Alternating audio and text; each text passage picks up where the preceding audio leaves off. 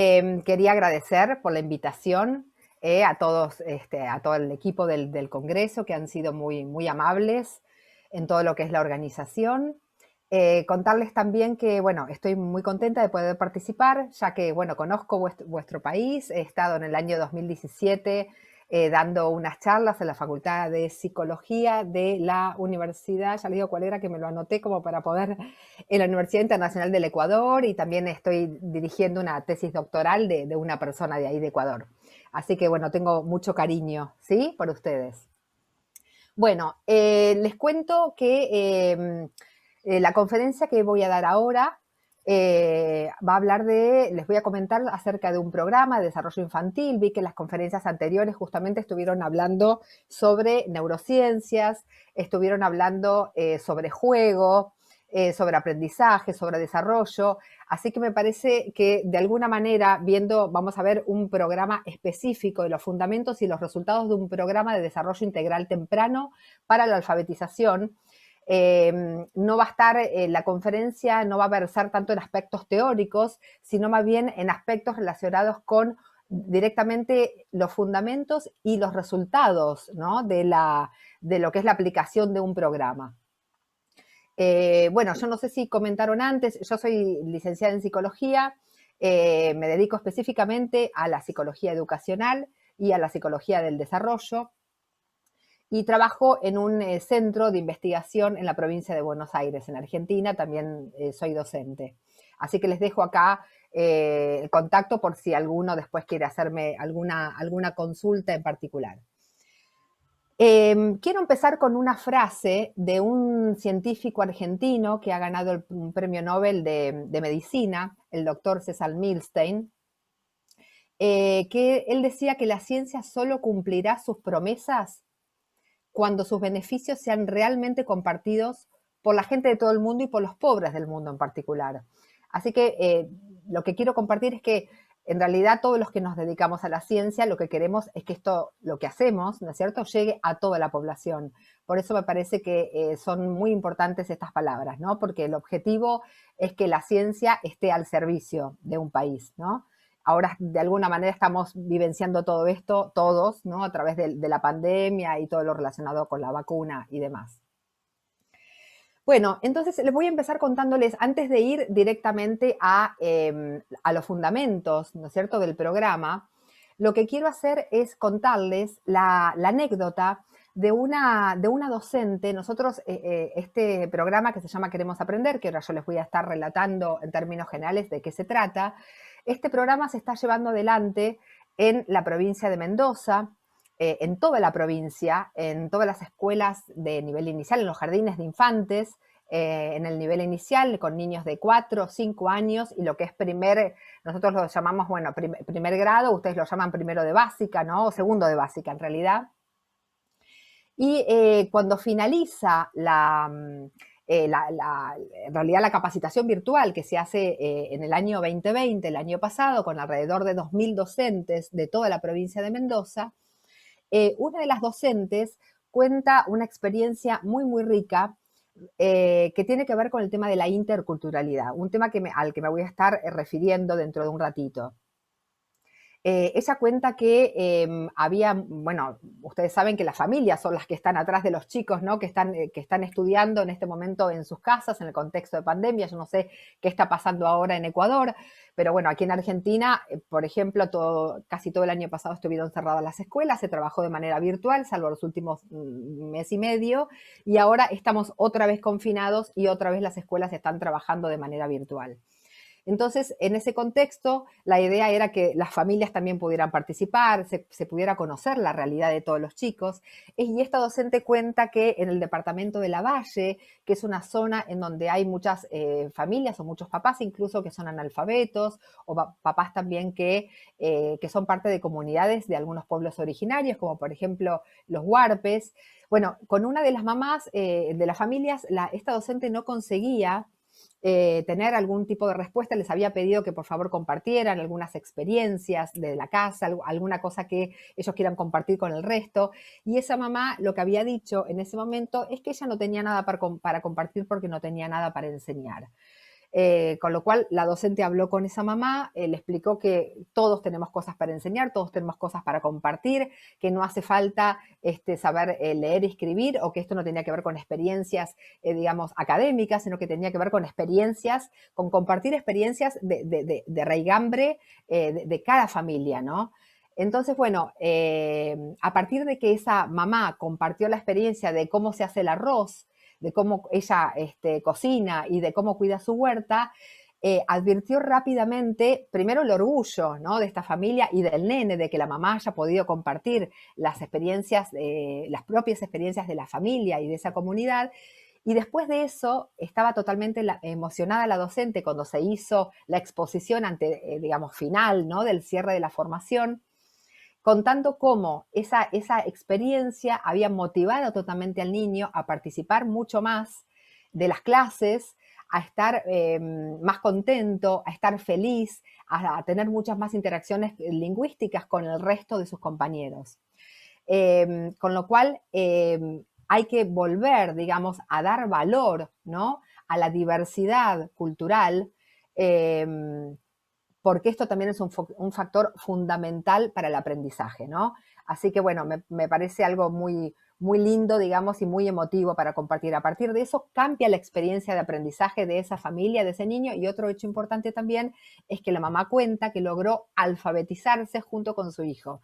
Ese nene en primer grado aprendió a leer y escribir, y su mamá, que no sabía leer y escribir, aprendió junto con él en confinamiento, en contexto de pandemia. Así que bueno, es doblemente motivante. Bueno, y ahora sí, después de este relato, lo que les quiero contar, y que está totalmente en relación con esto que les estoy contando ahora, es que uno se pregunta, ¿no?, en estos programas de intervención temprano, cuáles son las concepciones que subyacen al desarrollo cognitivo, podríamos decir en forma más restringida, pero al desarrollo infantil en general. A mí me parece que, digamos, los estudios y la línea de Bonfenbrenner es la que nos aporta más luz en este sentido. Acá cito, ¿no?, el conjunto de autores. Esta imagen se la debo al doctor Lipina, que es un neurocientífico de nuestro país. Bonfenbrenner lo que plantea es que para analizar el desarrollo no lo podemos ver solamente desde una vertiente, o sea, no lo podemos analizar solamente desde el punto de vista del cerebro del niño o desde el punto de vista de los aspectos neurobiológicos, ¿no? Ni tampoco podemos solamente analizarlo desde el punto de vista social. Tenemos que tener en cuenta distintos determinantes, distintos niveles de organización. Y esos niveles de organización tienen que ver con estos 4 niveles que vemos acá. El del microsistema, ¿sí?, del niño, que lo pueden ver en el círculo más pequeño, y que alude, sí, a los componentes biológicos, los componentes genéticos, o todo lo que tiene que ver, por ejemplo, con la salud materna, ¿no?, durante el embarazo, y que sabemos que incide de forma directa sobre el desarrollo del niño. Pero este no es el único factor que incide sobre el desarrollo del niño. Después tenemos el mesosistema, ¿no?, que es el círculo un poquito más ampliado y que tiene que ver directamente, por ejemplo, con todo lo que son los educadores con los que este niño se relaciona, con los padres, con el estilo de vida parental, con el estrés ambiental, ¿no?, al que está expuesto, y con toda la estimulación ambiental, con el tipo de actividades que el niño lleva adelante, niño o niña lleva adelante a diario. Después también existe un tercer nivel, que es el del exosistema, ¿no es cierto?, que tiene que ver con los recursos más comunitarios, de ese contexto un poco más ampliado que es la familia, los aspectos ligados a la movilidad social, y más ligados incluso a un país, ¿no?, hasta irnos, sí, a lo que es el macrosistema, que tiene que ver con las normas, no solamente de un país, sino con las normas, con los valores, con la cultura, con la inclusión social que se da en ese medio más ampliado. Entonces, en realidad, pensando en los programas de intervención, esto que estamos diciendo, estos distintos niveles, nos permiten a su vez pensar en cuáles son los factores de riesgo y cuáles son los factores protectores, porque en realidad todos, si existe, por ejemplo, un riesgo, por así decir, de alguna enfermedad de naturaleza biológica, que a su vez está incrementado por la salud de la madre y a su vez está incrementado por características del medio social. O sea, todo esto va en detrimento del desarrollo del niño, ¿no es cierto?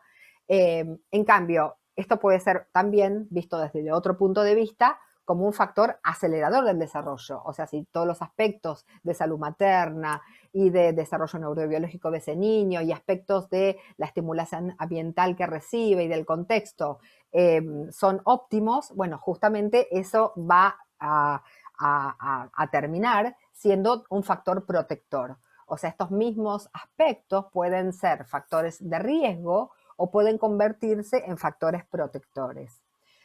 Motivo por el cual es interesante, digamos, ver cuál es la concepción del desarrollo para diseñar políticas educativas y políticas de desarrollo cognitivo, desarrollo lingüístico, desarrollo emocional, porque van a estar atravesadas por todas estas dimensiones. ¿Y por qué les hablo de esto? Porque el programa que yo quiero compartir hoy con ustedes, denominado Queremos Aprender, este programa está basado, en términos generales, en esta concepción del desarrollo, por así decirlo, multidimensional, ¿no? Que tiene en cuenta todos estos aspectos. Este programa fue elaborado con el fin de contribuir a cerrar la brecha entre niños pequeños de diferentes grupos sociales, ¿sí? Se trabaja en general con niños de entre 4 y 7 años. Se focaliza sobre todo en el desarrollo del lenguaje oral y escrito, en las habilidades cognitivas y en las habilidades socioemocionales. Hoy estuvieron hablando de eso en la primera parte, ¿no es cierto? En la primera conferencia que dieron aquí en el seminario. Y el programa incorpora los avances también, o sea, como paradigma general de la psicología cognitiva, de la psicología del desarrollo y de las neurociencias. Fue elaborado, digamos, también para ver, incluso teniendo en cuenta los vínculos, ¿no? Yo no voy a detenerme en todos los aspectos de neurociencia, del cual ya estuvieron hablando los expositores anteriores, pero me parece que es importante destacar que este programa fue elaborado por un equipo de investigadores del CONICET, que es el Consejo Nacional de Investigaciones Científicas y Técnicas. Nosotros en Argentina, digamos, tenemos este Consejo Nacional, el CONICET, agrupa a los distintos investigadores del país. Existe también en algunas provincias, por ejemplo en la provincia de Buenos Aires, como es mi caso, yo trabajo para un consejo de investigaciones que es particular de una provincia, que se denomina la CICLA, el Comisión de Investigaciones Científicas de la provincia de Buenos Aires, pero somos un grupo interdisciplinario formado entonces por investigadores, por docentes de distintas universidades, por docentes también de escuelas de nivel inicial y de primer ciclo de primaria, lo que son los 3 primeros grados de primaria, coordinados por la doctora Ana María Borsone, que es también investigadora del CONICET. Ahora les voy a comentar un poquitito más acerca del programa. Y lo que me gustaría es que, si quieren hacer alguna pregunta en el medio de la exposición, yo no tengo ningún problema, o si no, dejamos espacio para las preguntas al final, eso como ustedes quieran. Hay otro aspecto también esencial en este programa y que tiene que ver con la interculturalidad, como yo les decía recién, el basamento en la evidencia científica y lo que es la articulación entre primer grado y el nivel inicial o jardín de infantes, como nosotros lo denominamos. En relación a las prácticas basadas en evidencia científica, lo que podemos decir es que este programa, Queremos Aprender, tiene como antecedente un programa de alfabetización llamado ECOS, ¿no? Experiencias comunicativas en situaciones variadas de lectura y escritura, que ha sido ya probada su eficacia en terreno en los años 90 por la doctora Borsone, que se basa a su vez, digamos, desde los años 70 existen programas que apuntan justamente al desarrollo cognitivo y lingüístico temprano. Ustedes habrán escuchado hablar de programas Head Start en Estados Unidos, el LEA, digamos también, que es el primer programa relacionado con lo que es el trabajo con el desarrollo del lenguaje oral y la interacción lingüística en el aula. Esto ya ha sido probado en la tesis doctoral de la doctora Borsone y ha sido contrastado con grupos de comparación incluso de niveles medios, de niveles socioeconómicos medios. Ella ha trabajado con un grupo, digamos, de alta vulnerabilidad social y ha tenido resultados, digamos, muy, muy positivos, trabajando todos los días, junto con la docente del aula, durante 2 horas más o menos cada día, 3 veces por semana, en aspectos muy vinculados con el desarrollo cognitivo, lingüístico, lectura y escritura, obteniendo resultados de hasta un 50% de diferencias con los niños, incluso de un nivel socioeconómico medio, ¿sí? En donde obviamente no se implementó este programa.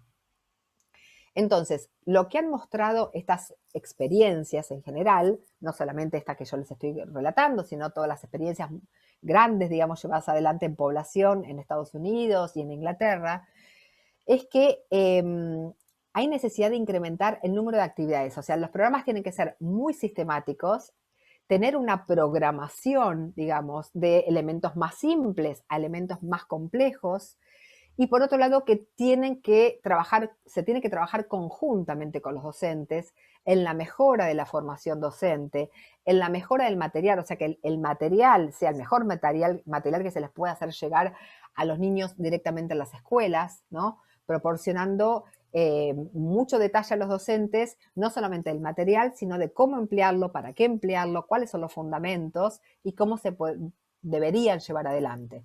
No sé, entonces es una confluencia de no solo de investigación basada en evidencia científica, sino que esa investigación, digamos, tiene que trabajar en forma conjunta, esos investigadores tienen que trabajar en forma conjunta con los docentes. Porque me parece que una de las cuestiones con las cuales, bueno, yo no estoy tan de acuerdo y que por ahí, bueno, he escuchado en otras conferencias, es que, a ver, no es que los docentes se tienen que convertir en neurocientíficos, sino que tiene que establecerse un puente entre los resultados de las investigaciones en el terreno de la neurociencia, en el terreno de la psicología cognitiva y de la lingüística, un puente con los docentes, que son los que trabajan todos los días con los niños en el aula y que tienen conocimientos específicos, digamos, sobre justamente educación. Entonces, hay muchísimo que los neurocientíficos, digamos, tienen que aprender sobre educación, y a su vez, obviamente, es fundamental y sería muy beneficioso que los planes de estudio de los docentes también se incorporen contenidos relacionados con las neurociencias, con la psicología cognitiva, con la neurolingüística, pero se tiene que tender un puente, ¿no? Interdisciplinario de trabajo conjunto. Si no, estamos como trabajando desde una actitud como muy paternalista, digamos como que los neurocientíficos son los que le tienen que brindar, no sé, la panacea, digamos, a la gente de educación, y no es así. El trabajo es conjunto, es interdisciplinario. Entonces decía que uno de los aspectos es esto de que estas prácticas están basadas en evidencia científica. Otro de los aspectos esenciales tiene que ver con la interculturalidad, a la que me referí en un principio.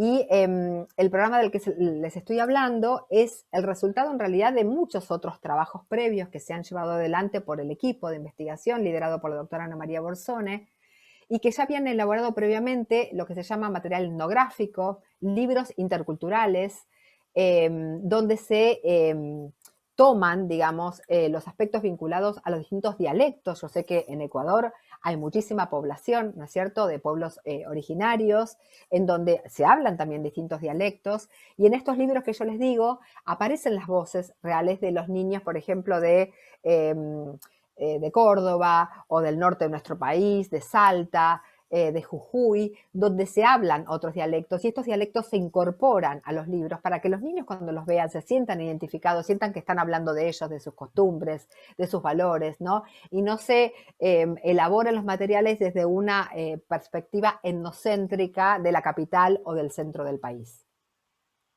Entonces, ese es otro punto importante. Y otro de los puntos que atraviesan en realidad este programa tiene que ver con la articulación entre el nivel inicial, el jardín, y el primer grado. Y ahora vamos a ver qué es esto del modelo RTI. Articulación, porque bueno, los materiales, que ahora vamos a estar hablando de los materiales, son materiales que se empiezan a utilizar en nivel inicial, o sea, en sala de 4, en sala de 5, y están totalmente articulados, presentan el mismo tipo de secuencias didácticas, el mismo tipo de materiales, pero obviamente que más complejos.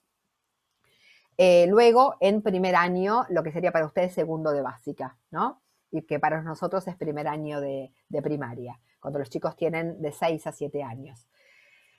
¿Y por qué pongo esto de modelo RTI? ¿Qué es el modelo de RTI? El modelo de RTI, que en realidad es un paradigma también que atraviesa nuestro programa, quiere decir respuesta a la intervención. El paradigma de la respuesta a la intervención, que es un paradigma que ya hace muchos años, nace, digamos, en Estados Unidos, allá por el año 2000 aproximadamente, en donde se cambia el eje de lo que se concibe como educación diferencial o cómo se entiende incluso la discapacidad o las dificultades específicas de aprendizaje, en el sentido de que ya no se plantea que después, digamos, hay que esperar a que el niño fracase o que el niño atraviese 2 o 3 años de escolaridad mostrando una discrepancia entre, por ejemplo, el desarrollo cognitivo y el desarrollo de la lectura para poder establecer que existe una dislexia.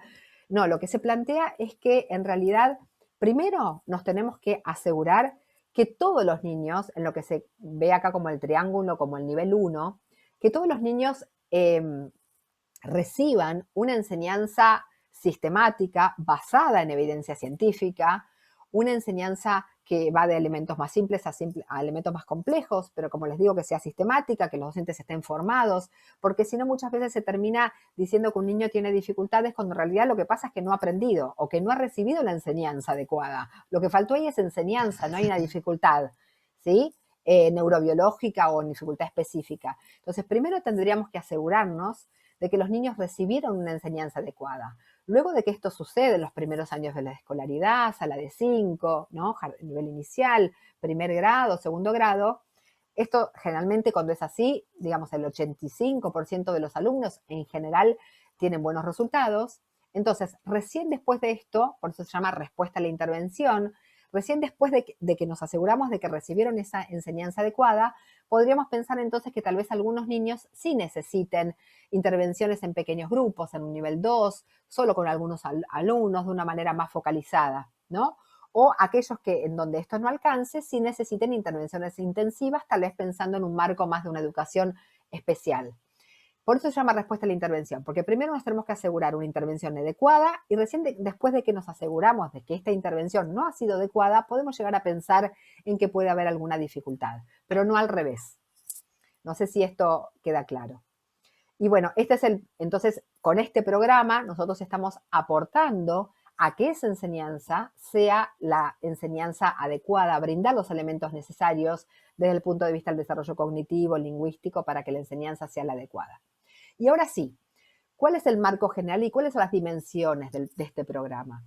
Nosotros, digamos, en este programa apuntamos al desarrollo integral del niño, entendiendo desarrollo integral en el sentido de que tienen que estar presentes actividades específicas tanto para la dimensión del desarrollo físico y motor, para la dimensión del desarrollo emocional, ¿no? Para la dimensión del desarrollo del lenguaje oral y escrito, la dimensión de la cognición, ¿no? Y de los conocimientos, funciones ejecutivas, y la dimensión de los precursores de la alfabetización. Yo no tengo por ahí tanto tiempo como para explicar en profundidad cada uno, pero voy a decir algunos aspectos más generales y después les voy a mostrar directamente los materiales de algunos de estos aspectos o dónde se desarrollan, ¿no? Algunas de estas dimensiones. La concepción de enseñanza y aprendizaje, el juego y las neurociencias, digamos, atraviesan estas dimensiones.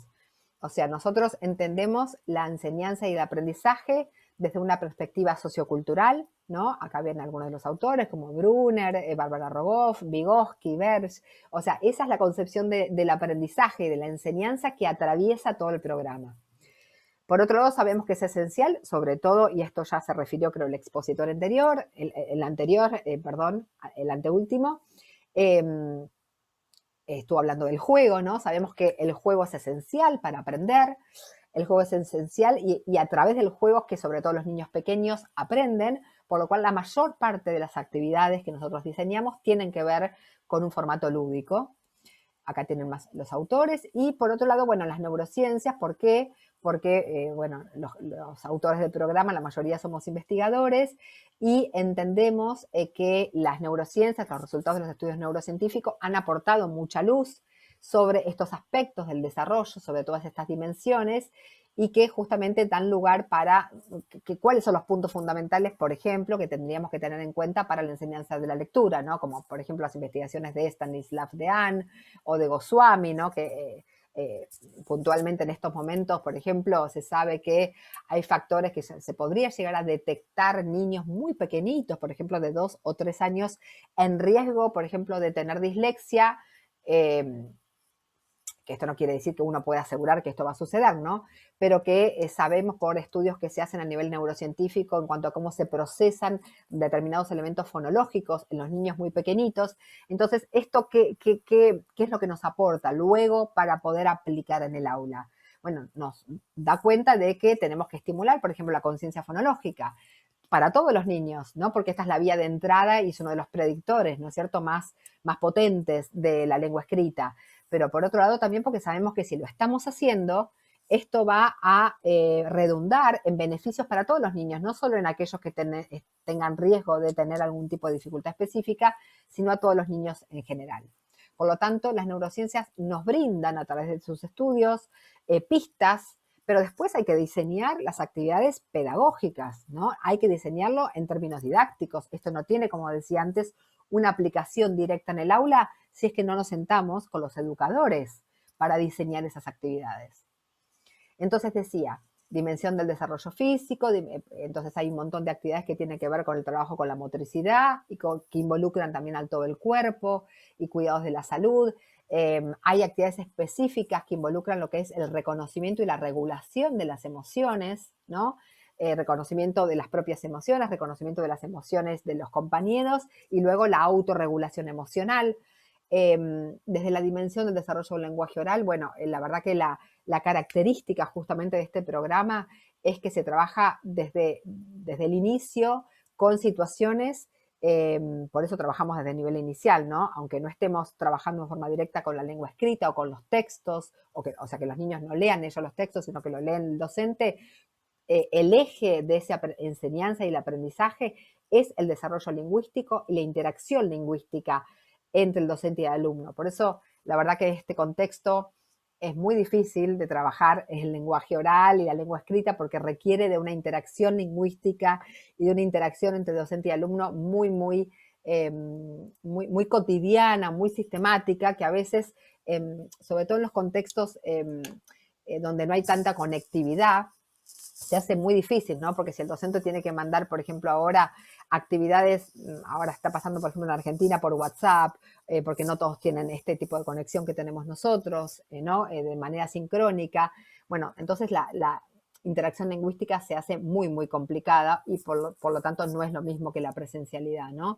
Pero bueno, siempre tratamos de emular lo más que se pueda la interacción.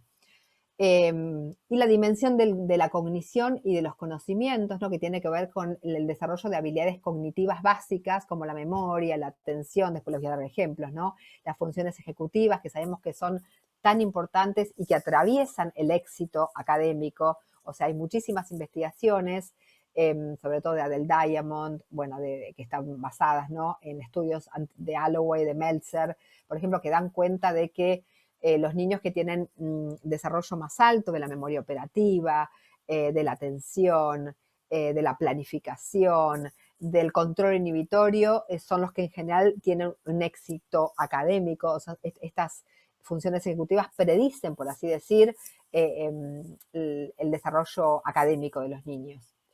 Por lo tanto, nuestro programa lo trabajamos especialmente. Y por último, obviamente, y muy importante, porque es un programa de desarrollo integral, pero para la alfabetización, la dimensión de los precursores de la alfabetización. Entonces, se trabajan en forma directa y muy precisa el desarrollo de la conciencia fonológica, el sistema de escritura, el conocimiento de las letras, ya vamos a ver desde el punto de vista multisensorial, bueno, la escritura, etcétera.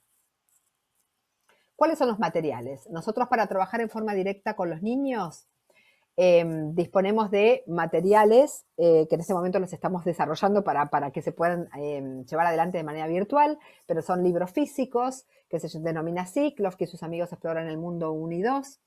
Y luego hay un libro complementario específico que se llama Sonidos y Letras en Acción, en donde se trabaja específicamente la escritura y donde se trabaja el desarrollo de la conciencia fonológica, la adquisición del sistema de escritura. Pero muy importante y crucial creemos que son las guías para el docente, porque en esas guías están los fundamentos del programa. Estas guías también fueron bueno, elaborada junto con docentes.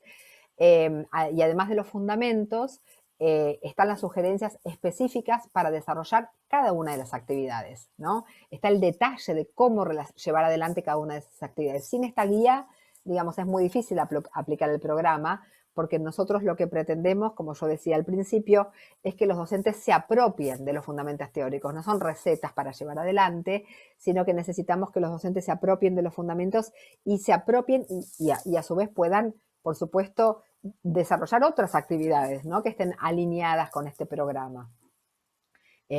O sea, no es que tenga que hacer solamente estas actividades, sino que, como nos han demostrado y nos demuestran en Mendoza, los docentes amplían estas actividades e incluso desarrollan el mismo tipo de secuencias didácticas para contenidos matemáticos, donde nosotros, por ejemplo, no trabajamos específicamente. Y también tenemos otros programas que hemos desarrollado con anterioridad, como por ejemplo el programa Leamos Juntos, que lo desarrollamos en forma conjunta con la doctora Ana María Borsone, que este es un material en realidad que lo están utilizando lo que se denomina aquí en Argentina los equipos de orientación escolar, que son los psicopedagogos, que trabajan en las escuelas, por ejemplo, o psicólogos, y que trabajan con los niños que están desfasados, o sea, que no están aprendiendo por ahí a leer y escribir en los momentos en los que se espera que lo realicen, que son los primeros años, ¿no es cierto?, de la primaria, sino que en nuestro país, lamentablemente, hay un alto porcentaje de los chicos, y por eso llevamos adelante este programa, que llegan a cuarto o quinto grado, ¿no?, de educación primaria sin estar alfabetizados. Imagínense lo que esto acarrea, ¿no?, para la comprensión lectora y para el resto de las asignaturas. Entonces, les decía que este material, Leamos Juntos, que es de la editorial Paidós, es un material que están usando entonces los equipos de orientación escolar para trabajar específicamente la lectura y la escritura con secuencias didácticas muy sistemáticas y así lograr que los niños aprendan en forma muy focalizada a leer y escribir y que, bueno, y así puedan estar, digamos, más funcionar y que la brecha, digamos, que tienen con sus compañeros, digamos, sea cada vez más pequeña. Y también tenemos un material de acceso abierto, de acceso gratuito, que se llama Yo Aprendo a Leer y Escribir, en donde también se trabaja en forma muy focalizada el principio alfabético, la conciencia fonológica y la práctica de la escritura manuscrita, no sé si ustedes la llaman escritura cursiva, ¿no? Escritura manuscrita, que bueno, para los que estén interesados después les puedo decir cómo pueden acceder de manera virtual a este material que es gratuito.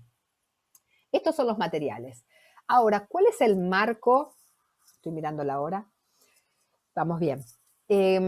¿Cuál es el marco, digamos, de este programa, ¿no? Nosotros, como yo les decía antes, este programa tiene distintas secuencias didácticas y tiene también una novela cuyo personaje principal es este personaje que ven aquí arriba, que se llama Klofki, que es un extraterrestre.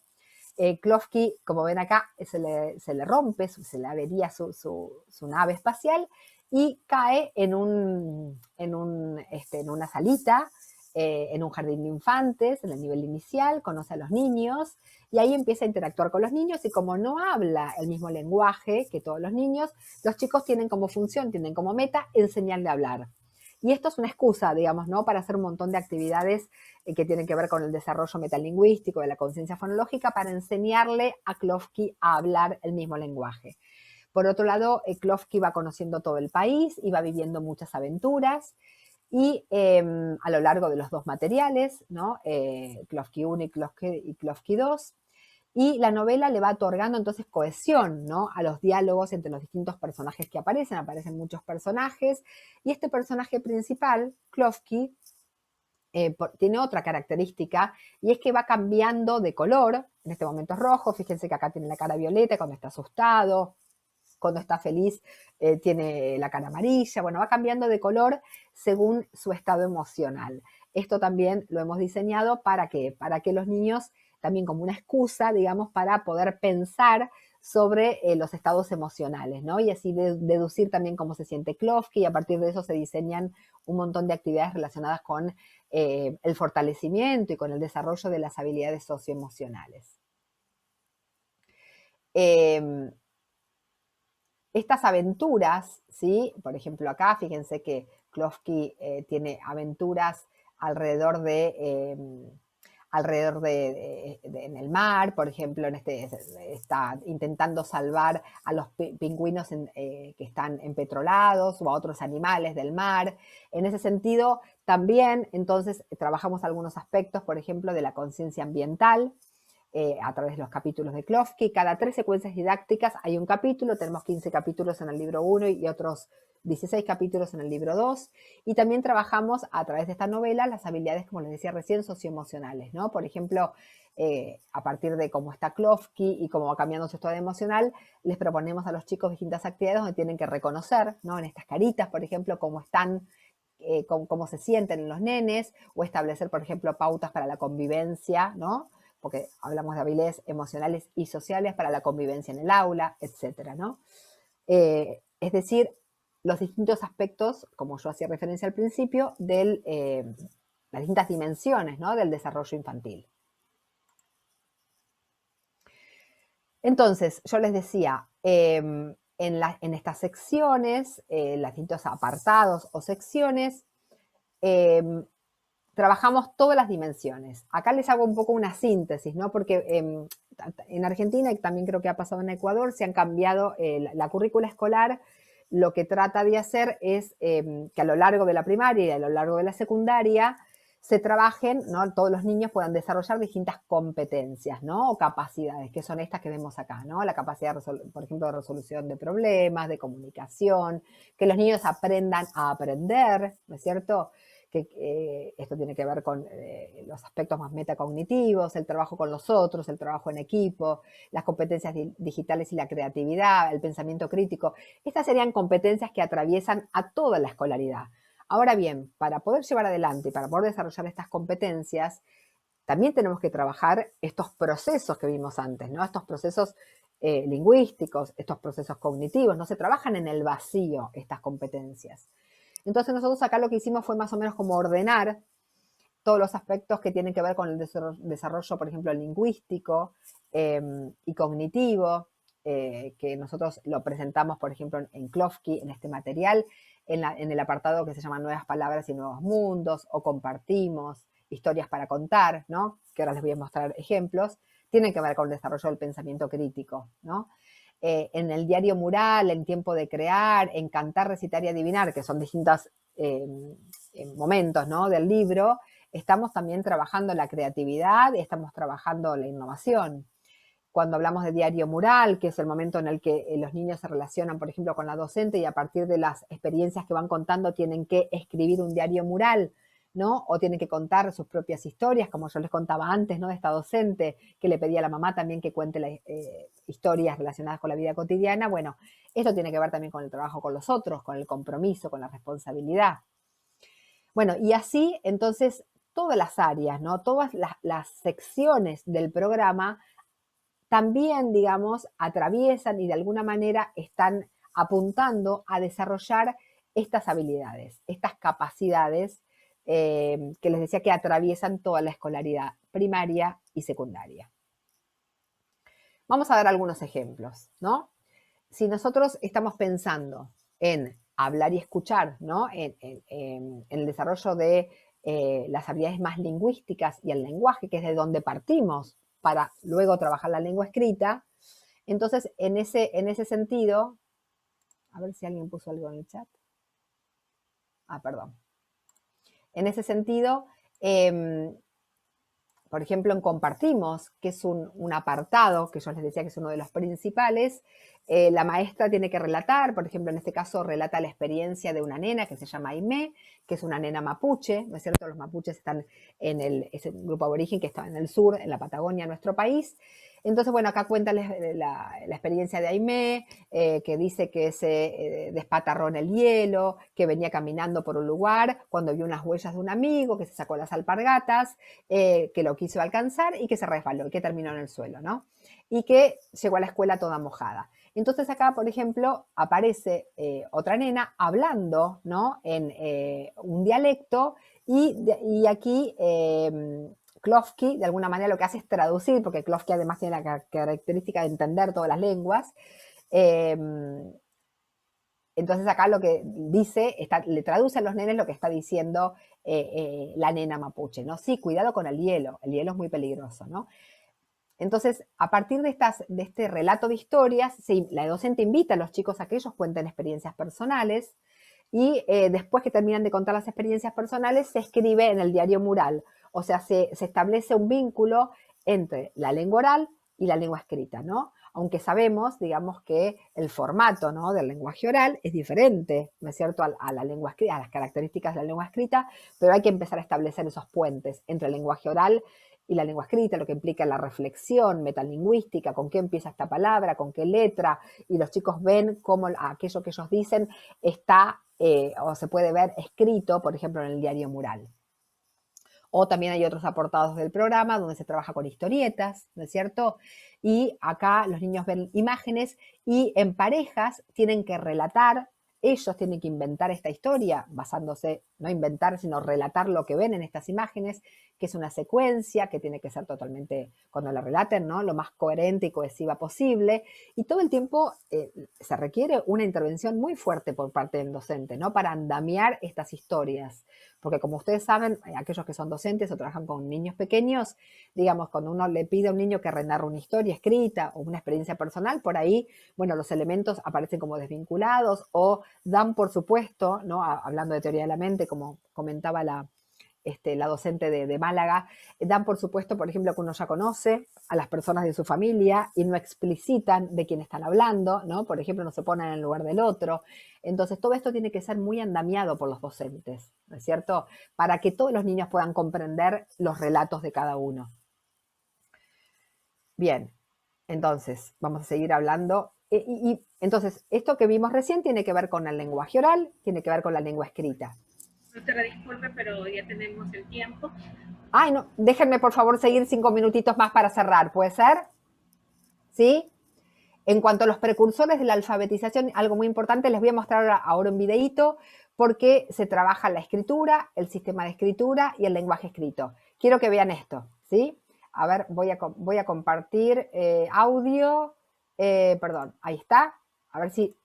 Bueno, ¿se escucha bien? Por la telaraña.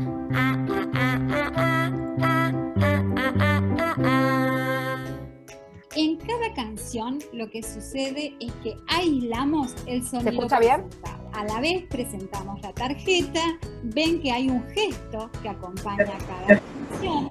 De esta manera los niños comienzan a aislar los sonidos. Seguro Mari, besa su monito.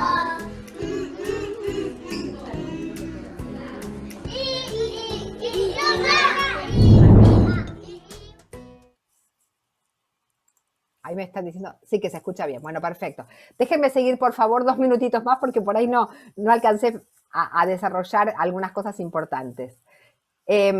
Bueno, voy a saltear esto. En comprensión se trabaja digamos, desde la lectura dialógica. Primero se activan los conocimientos previos antes de empezar una lectura. Luego se trabaja también explicitando todo el vocabulario y se vuelve a retomar, digamos, la lectura después de leer. Y por otro lado, también hay actividades muy específicas en relación a las funciones ejecutivas, donde se trabaja en este caso la memoria de trabajo verbal, con distintas actividades, todas muy lúdicas. También se trabaja la planificación, por ejemplo, con este tipo de actividades. Y yo lo que les quería mostrar es que si ustedes quieren ver los resultados de este programa, ha sido aplicado en nivel inicial. Tenemos algunas publicaciones científicas en estas revistas, digamos, que se pueden consultar, donde se han hecho estudios comparando, digamos, grupos de niños donde se aplicó este programa y comparado con niños donde se aplicó la currícula, digamos, de Provincia de Buenos Aires, y donde los resultados han sido totalmente diferentes en lectura de palabras, escritura de palabras. La línea verde representa el grupo experimental, la línea azul representa el grupo control, y donde ustedes ven que hay unas brechas muy, muy grandes en todos los aspectos que se han evaluado.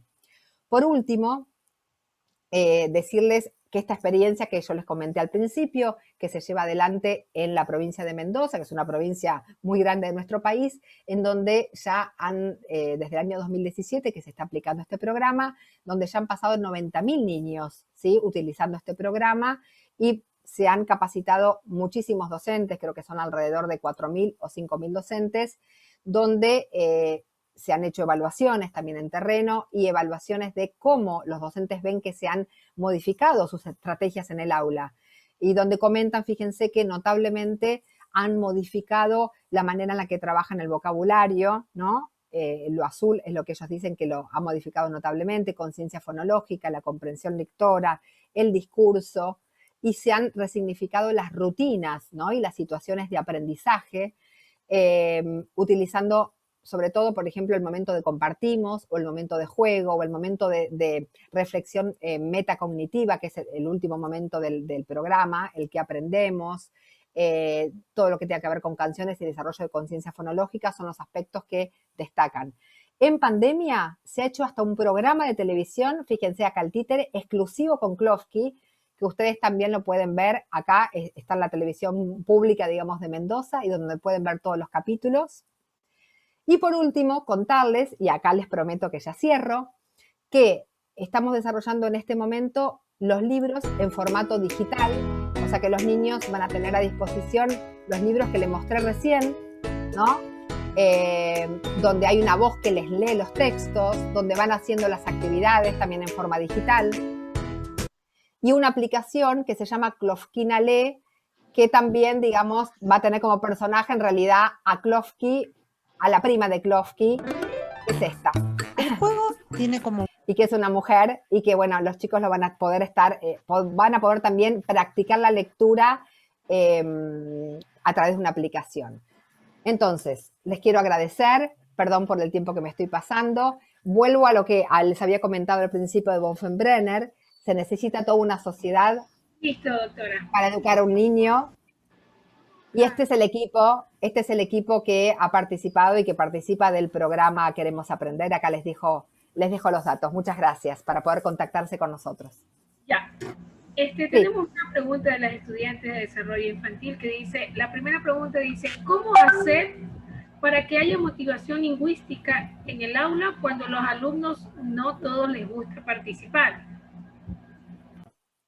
Bueno, a ver, justamente, como yo les contaba al principio, ¿se acuerdan que les decía que esta niña, este niño y esta familia no participaban?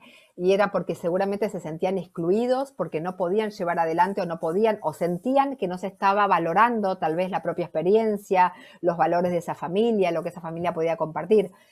Esto podemos hacerlo de distintas maneras. Yo creo que siempre es responsabilidad del docente tratar de encontrar las herramientas necesarias para motivar a los niños. O sea, los niños, hay algunos que se motivan más con, por ejemplo, trabajos que tengan que ver con las canciones, hay otros que se motivan más a partir de la plástica, otros que se motivan con la lectura de los textos, otros que se motivan con el movimiento, ¿no? Entonces hay que encontrar la manera, digamos, de motivar a los niños utilizando diferentes herramientas. Por eso nosotros damos como ejemplo este programa, porque abarca todas las dimensiones, ¿no?, del desarrollo. Pero bueno, sí, yo creo que siempre a los niños se nos puede motivar encontrando, bueno, la actividad, digamos, justa para motivarlos. Hay que tratar de primero, tratar de conocerlos, ¿no? Los docentes tienen que conocer a los niños y ver de qué manera poder motivarlos. Listo. ¿Alguien de los asistentes del Zoom puede realizar una pregunta? Si no tenemos más preguntas, damos las gracias de parte Acá me piden compartir el link de acceso, no sé a qué se refieren, con el link de acceso a qué. Si quieren yo les puedo enviar, por ejemplo, no sé, la presentación para que después tengan, digamos, los distintos links que yo les dejé, digamos, para poder... No es que hay un link de acceso al programa, no sé si a eso se refieren, ¿sí? Pero sí, digamos, a través del nombre del programa lo pueden buscar en la editorial, pero sí les puedo... Acá, por ejemplo, tienen una página de Instagram, la página queremosaprender.com.ar, no sé si a esto se refieren, este sería el link de acceso para conocer de qué se trata. Eso lo preguntaban en el chat, ¿sí? Sí. Muchas gracias, doctora. De parte No, de gracias a ustedes. Ciudad de Valencia y las autoridades, doctora Eva Mieles y la máster Julieta Campi, le agradece su intervención. Muchas gracias.